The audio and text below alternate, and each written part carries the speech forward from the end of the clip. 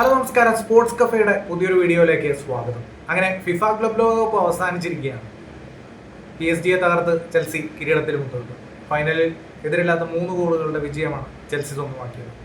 മത്സരശേഷം കാര്യങ്ങൾ കയ്യാങ്കളിയിലേക്ക് പോകുന്നത് നമ്മൾ മത്സരത്തിലുടനീളം പരുക്കൻ അടവുകളും ഉണ്ടായിരുന്നു. അതുകൊണ്ട് തന്നെ റഫറിക്ക് 6 മഞ്ഞ കാർഡും ഒരു റെഡ് കാർഡും എടുത്ത് കാണിക്കേണ്ടിയിരുന്നു. മത്സരത്തിന് 85-ാം മിനിറ്റിൽ ചെൽസി ഡിഫൻഡർ മാർക്ക് കുക്രയുടെ മുടിയിൽ പിടിച്ചു വലിച്ചതിനാണ് PSG-യുടെ യാവോ നവസിന് റെഡ് കാർഡ് കണ്ടത്.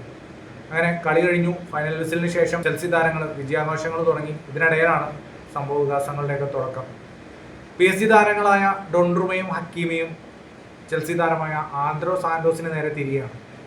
ഇതോടെ പെഡ്രോയും സാന്റോസിൻ്റെ അടുത്തേക്ക് എത്തുന്നു.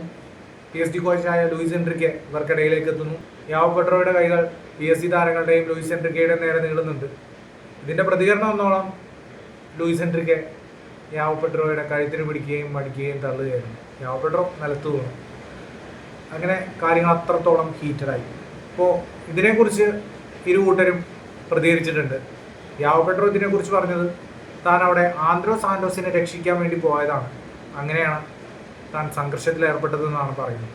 PSG പരിശീലകൻ ലൂയിസ് എൻട്രിക്കയുടെ പ്രതികരണം ഇങ്ങനെയായിരുന്നു: ഒഴിവാക്കാമായിരുന്ന ഒരു സാഹചര്യമായിരുന്നു എന്നാണ് എൻട്രിക്ക പറയുന്നത്.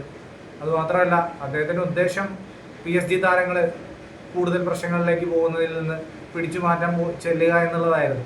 പക്ഷേ മത്സരം തോറ്റു. അതിൻ്റെ ഫ്രസ്ട്രേഷനിലൊക്കെ നിൽക്കുന്ന സമയത്താണ് കാര്യങ്ങൾ അവരുടെ കൈവിട്ടു പോവുകയും കയ്യാങ്കളിയിലേക്കൊക്കെ എത്തുന്നത്.